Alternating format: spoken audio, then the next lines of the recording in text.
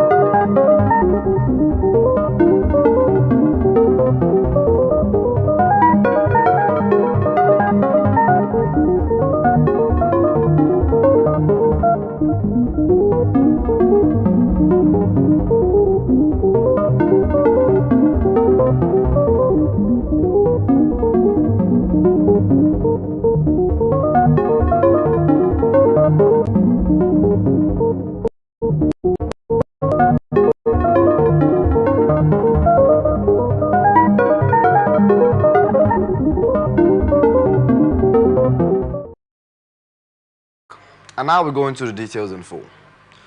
Coalition of councilship candidates in the recent 2024 local government elections in Rivers State says it will not contest the results of the local government elections held on October 5th in court. Chairman of the forum and Accord Party councillorship candidate for Ward 1 in Emoha local government area, Akko Chilegide Jonathan, made their declaration after a meeting in Port Harcourt, the state capital, on Saturday. Jonathan stressed the coalition's commitment to fostering peace and unity within the state, even though the election outcomes were not favorable to them. He reflected on the valuable lessons learned from their grassroots engagement with local committees,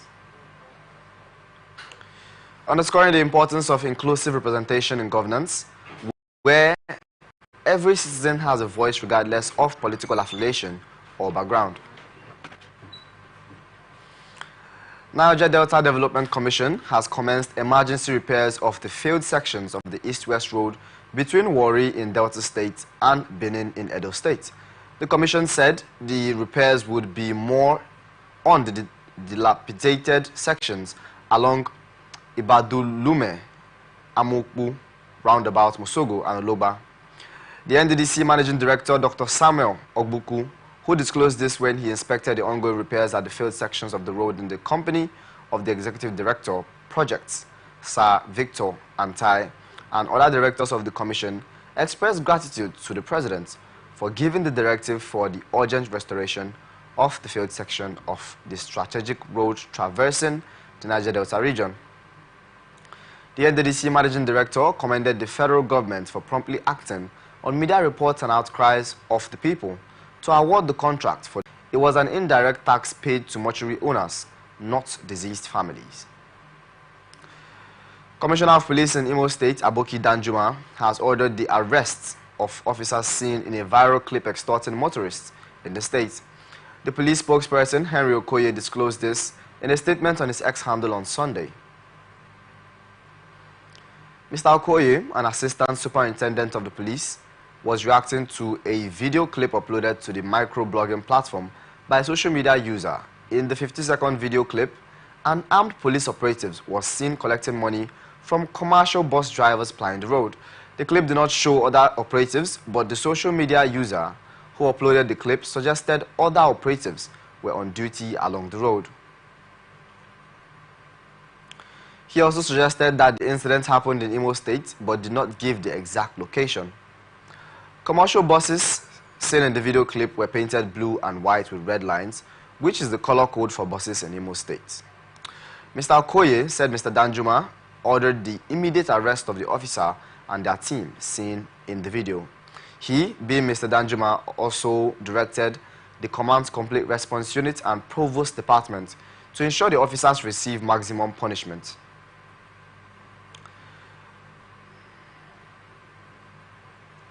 In a different story, reporters learned that his Orioroko counterpart in Okbe local government area of the state, simply identified as CSP Paul, is currently on a life support in an undisclosed hospital. This is as a result of some events that happened to a police officer.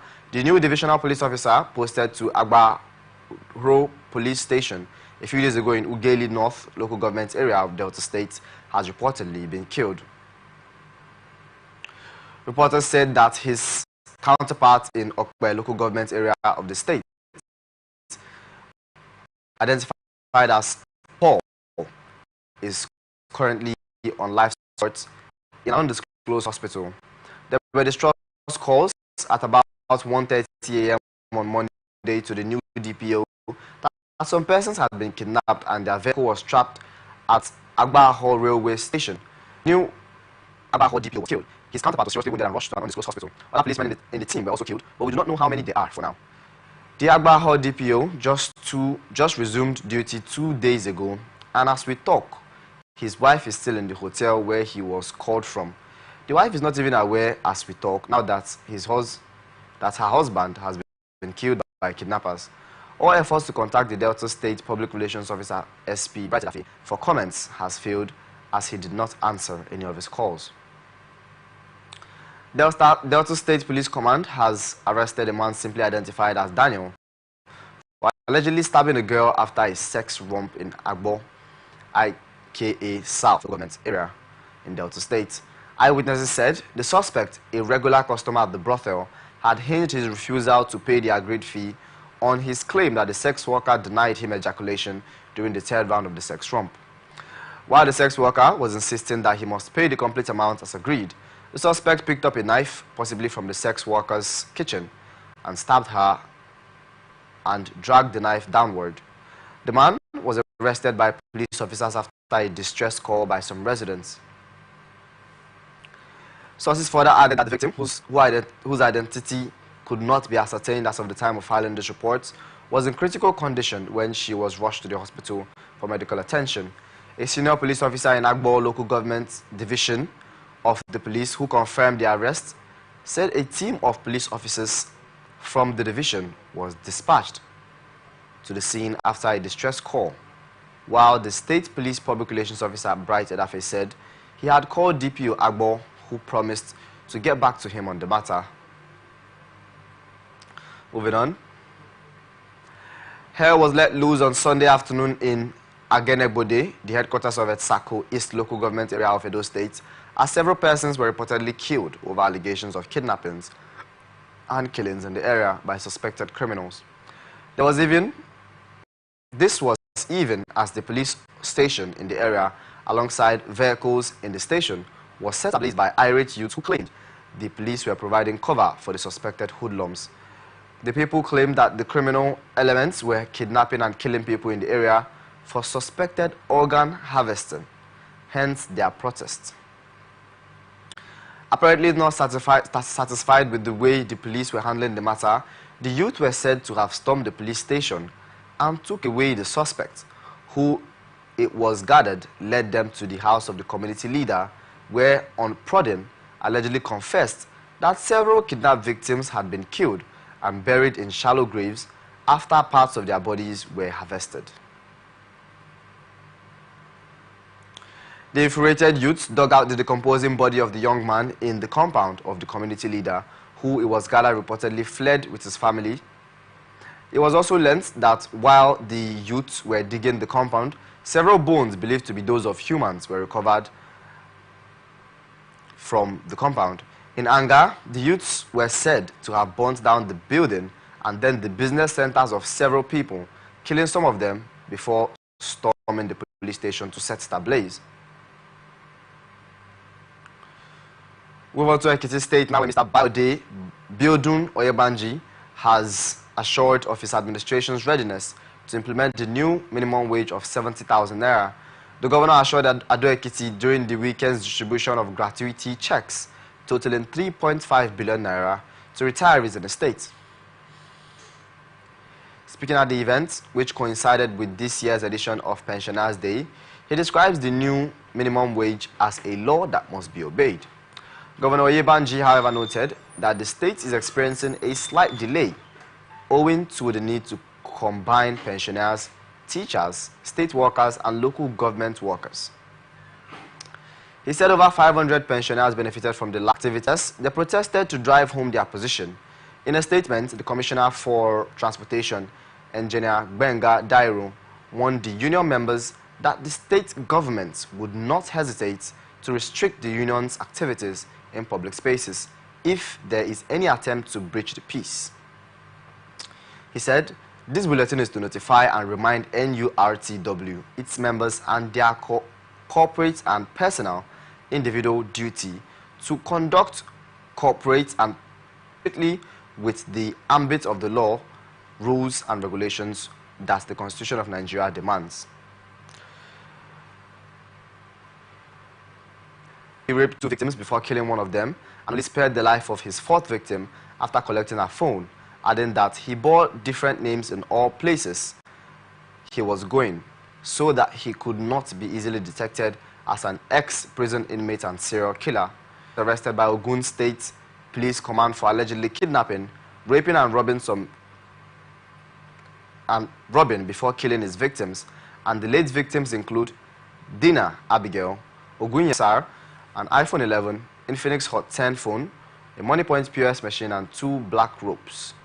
The Commissioner of Police, Abiodun Alamutu, said stayed to her workplace at Sodipo Medical Center, Itori, but was kidnapped and taken to the forest in the same area, and Philip robbed the victim of her iPhone XR and strangulated her to death. The kidnapper later contacted the victim's family on phone and collected the sum of 50,000 naira as ransom after abandoning the corpse in the forest.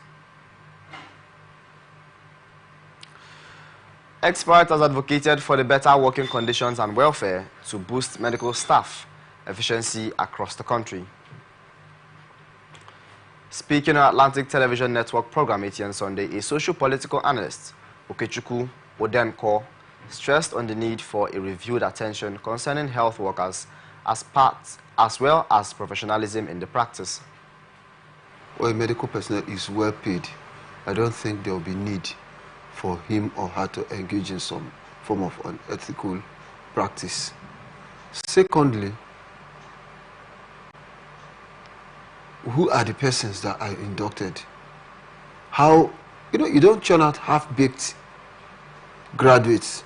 Representing Etiosa constituency 02 of the Lagos State House of Assembly, Honorable Bulahan Ishau, has disclosed that the Onjeko Food Market Initiative was suspended due to manipulations by participating vendors.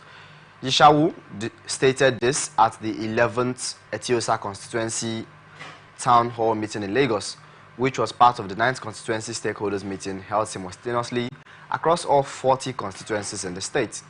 According to Yishawu, the government designed the initiative to provide subsidized food for residents.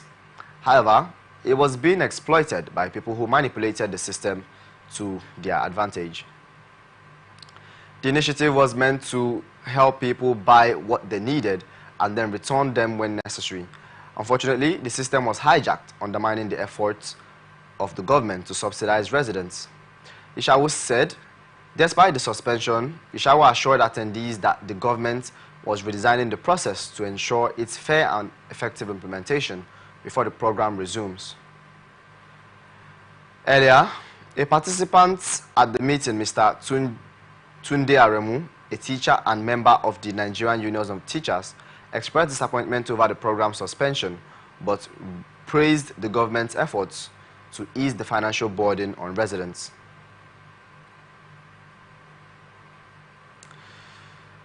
Three people have died in a multiple vehicle crash at 2nd Rainbow bus stop along Oshodi-Apapa Expressway in Lagos. The accident was allegedly caused by an oil tanker that suffered brake failure. The crash, which occurred around 6 p.m., involved 2 commercial buses and a Honda car. All the victims, who were passengers in one of the buses, died at the scene. The crash, which occurred around 6 p.m., was a deadly one that involved a lot of persons. All the victims, who were passengers in one of the buses, died at the scene. Adebayo Taufik, Director of Public Affairs and Enlightenment at the Lagos State Traffic Management Authority, LASMA, confirmed the incident in a statement on Sunday. He said LASMA officials handed over 2 bodies to First Act police officers, while 1 victim's family took their relative remains. The Lagos State Fire Service and Lagos State Ambulance Service were also present at the scene. Olalekan Bakare Oki, General Manager of LASMA, expressed sympathy to the bereaved families. He urged tanker drivers to remain vigilant and cautious at all times, stressing that speed and safety must never be compromised. Still in Lagos, tragedy struck in the Oshodi area where a train crushed a 50-year-old man, identified simply as Emmanuel, to death.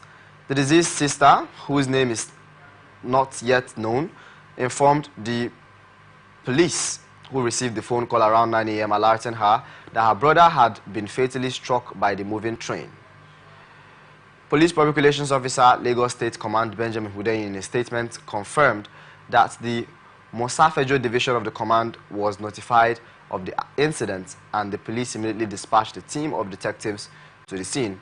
Hudeyin further confirmed that the case had been transferred to the Railway Police Command in Ebute Metta for further investigation, added that the circumstances surrounding the accident are still unclear. after a similar incident was recorded in Mushin area of the state in August, when a male adult was crushed to death by a moving train. The Lagos State Emergency Management Agency, in a statement signed by its spokesperson, Nosa Okumbo, said the victim was found dead at the scene with severe injuries sustained from the collision. Do not forget that we are open for advert placements, bookings, and commercials. You can connect with us and watch us on our ATN socials, Facebook and YouTube at Atlantic Television Network, Instagram and TikTok at Atlantic TV Network 1, X, formerly known as Twitter, Atlantic TV/net, and on our website, atlanticnetwork.tv. In Nasarawa State, Police Command says it has detained 2 suspects who allegedly abducted and killed one lodged at the station. They confessed that, having lured and abducted the victim, they took her deep into the forest, where she was strangled to death. Her remains were dumped in the swamp. The suspect also admitted that they took away the sum of 555,000 naira after killing her. Marcel said that the suspect had led the police operatives to the scene, where the decayed remains of the victim was recovered. He added that Umar Nadada, Commissioner of Police in the state, had directed the Deputy Commissioner in charge of criminal investigation to swiftly conclude investigation and charge the suspect to court for prosecution. He therefore extended condolences to the family of the deceased and assured them that justice would be served. Minister of Interior says the federal government is committed to implementing reforms that will overhaul the Nigerian Correctional Service. He spoke during the presentation of the report on the National Assessment of the Situation of Children and Young Adults Deprived of Liberty. Tunji Ojo said the Nigerian Correctional Service Act of 2019 mandates a focus on reforming, rehabilitating, and reintegrating juvenile offenders back into the society. He said, "I am passionate about giving inmates, especially young children and adults, a second chance because I believe that a minor's mistake should not define their future," he said. In a statement issued by Ozoya Imohimi, the ministry spokesperson Tunji Ojo expressed concern over the number of correctional centers in relation to the inmate population across the country.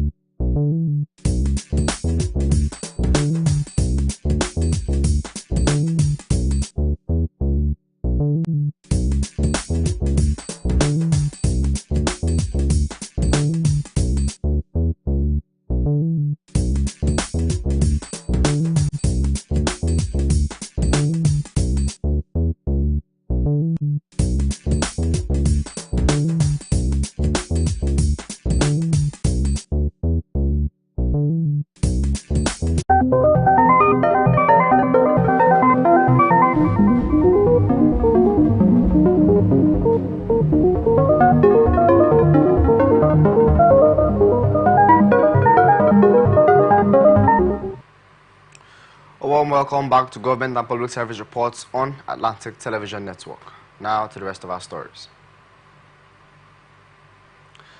Federal government at the weekend said it was eyeing the production of an additional 40,000 barrels per day to boost the country's current output from the ongoing floating production storage and offloading facility in Lagos.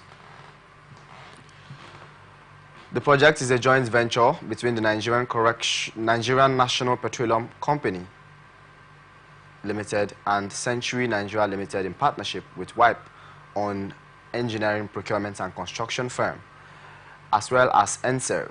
Minister of State for Petroleum Resources, Henneken Dokpobiri, who spoke during an inspection of the project in Lagos, lauded the progress so far. A statement by the minister's spokeswoman, Amaka Okafor, quoted him as expressing satisfaction with the strides made, emphasizing the facility's potential to boost Nigeria's crude oil production by an additional 40,000 barrels per day. The FPSO project, the minister said, was one of the measures arising from his engagement with NNPC Limited, in line with President Bola Tinubu's directive for increased production. The minister commended the management team for its dedication to ensuring the project's timely delivery and urged the leadership to maintain its commitment. Speaking on behalf of Century Group, Etete provided insight into the progress and upcoming milestones for the project, explaining that the facility would become a key contributor to Nigeria's total crude oil production in a short time. Federal government, through the Nigerian Customs Service, will on Monday, which is today, ground over 60 private jets owned by very important persons in the country over unpaid import duty running into several billions of naira. Reporters authoritatively said, according to documents exchanged between the NCS and Nigerian Airspace Management Agency, which were exclusively cited by the reporters, on Sunday, the enforcement ensures that the exercise will commence on October 14, 2024. There are reports that duties are not being paid on the majority of private jets currently in the country, with the NCS seeking to recover unpaid import duty running into several billions of naira. The development reportedly led the NCS to carry out a one-month verification exercise on all private jet owners in the country between June and July. The latest decision to ground the private jet is coming after 3 months of the NCS verification exercise. Meanwhile, the documents cited by reporters on Sunday showed that the private jets belonging to some top business moguls, including chairman and top executives of some banks, would be stopped from flying. In a different story, Nigerian Football Federation has put the Super Eagles out of the 2025 African Cup of Nations qualifier against Libya on Tuesday. This followed a frustrating 12-hour ordeal at Al Abrab International Airport in Libya, where the team has been stranded since their arrival on Sunday afternoon. The Nigerian delegation en route to Benghazi for a crucial match encountered unexpected difficulties with their chartered aircraft, when their chartered aircraft was diverted mid-flight to Al Abrak, a small airport primarily used for Hajj operations. Super Eagles of Nigeria were set to lock horns with Libya in a return fixture in 2025 AFCON qualification. The Nigerian team members have so far failed to be granted a pass into Libya since their arrival at the Al Abrak airport in Benghazi. Report recently surfaced that the Super Eagles team has also been hit by a fresh injury blow ahead of the crucial reverse fixture. Nigerian national team continues to be plagued with woes ahead of their reverse 2025 African Cup of Nations fixture against Libya. The Super Eagles team, who sealed a hard-fought 1-0 win against the Mediterranean Knights in Uyo, are set to face off in a returning fixture in Benina. However, ahead of the highly anticipated showdown, things appear to be going far from the planned script for the Super Eagles, as swelling reports have detailed that the Nigerian team has so far been held hostage at the Abrak airport for a better part of 8 hours by the Libyan contingent. Amid this rather unsavory reports emanating from Benghazi, a fresh report has indicated that the Super Eagles have suffered a new injury, with Samuel Chukwueze being ruled out. Analysts have expressed dismay over electoral irregularities in the country by INEC and desperate politicians. Speaking on Atlantic Television Network program Open Air, political analyst Lucky Man Egila queried the misconduct of elections by the Independent National Electoral Commission since inception in the country. On his part, Ugochukwu blamed the National Assembly for failing to tackle the issues of electoral irregularity at the grassroots. This is coming after the Senate in Abuja strongly condemned the recent local government elections conducted in many states to elect chairman and councilorships, describing them as a sham and a rape of democracy. Amidst ongoing concerns over the recent rising cost of energy, the price of liquefied petroleum gas, LPG, commonly known as cooking gas, has escalated to 1,500 naira per kilogram. This increase came as Nigerians continued to grapple with high petrol prices, placing additional strain on households that rely on gas for daily needs of cooking. The Managing Director of Executive Office of NIPCO PLC, Suresh Kumar, has expressed hope for future price reductions, citing local refinery projects like Dangote Refinery. He explains that over 60% of Nigeria's LPG consumption is currently imported, which contributes to the high costs. A recent survey confirmed that prices in Ogun State and Lagos State peaked at 1,500 naira per kilogram, while in Abuja, the cost to refill a standard 12.5 kg cylinder has risen to 41.6%, reaching as much as 17,000 naira by comparison. The same refill was priced at 12,000 naira in July and 11,000 naira in the start of 2024, illustrating the sharp increase. In August, Minister of the State for Petroleum Resources, Ekperikpe Ekpo, vowed to address the surging prices, promising to collaborate with regulators and producers to lower costs. However, the latest market survey shows no relief as prices have continued to rise. The survey revealed that Abuja's Lokogoma area, a 12 kg cylinder now costs 17,000 naira, up from 12,000 naira 3 months ago, equating roughly to 1,400 per kilogram. In other areas, such as Kubwa, prices range between 16,200 to 16,500, while outskirts of Buari, Kurudu have seen around 1,300 per kilogram. Nigeria's external debt stock is expected to hit $50 billion as the Debt Management Office prepares to release the latest public data of the third quarter of 2024. As of March 31st, 2024, Nigeria's total public debt stock stood at $121.67 trillion, which is $91 billion, comprising domestic component of 65 trillion naira, which is $46 billion,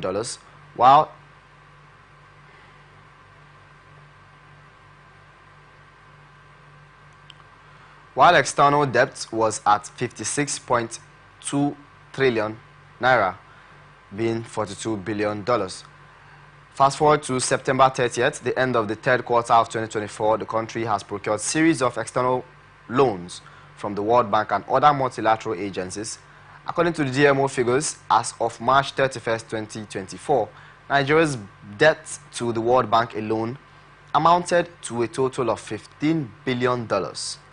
Since then, the federal government had in June obtained a $2 billion World Bank facility for the Nigerian reforms for economic stabilization to enable transformation, which is Reset Development Policy and Financing Program. The Nigeria Acceleration Resource Mobilization Reforms ARMOR Program for Results, P4R. Out of the total package, the sum of $70 million is a grant in what the Global Development Bank described as a part of broad efforts to improve key sectors such as education, healthcare, and water management, while also tackling poverty and boosting productivity. The African Development Bank, AFDB, had also in July approved $500 million for Nigeria to finance the first phase of the Economic Governance and Energy Transition Support Program. a new program aimed at accelerating transformation of the country's electricity infrastructure and improving access to cleaner sources of energy. Import duty. A few private jet owners paid the mandatory import duty after the Hamid Ali-led NCS took some significant steps to recover the revenue. However, several owners and operators of private jets in the country have yet to pay the statutory duty. Many private aircraft operators in the country have allegedly explored technical loopholes in the regulation to fraudulently obtain a temporary import permit. Jets in the country have continued to extend the TIP indefinitely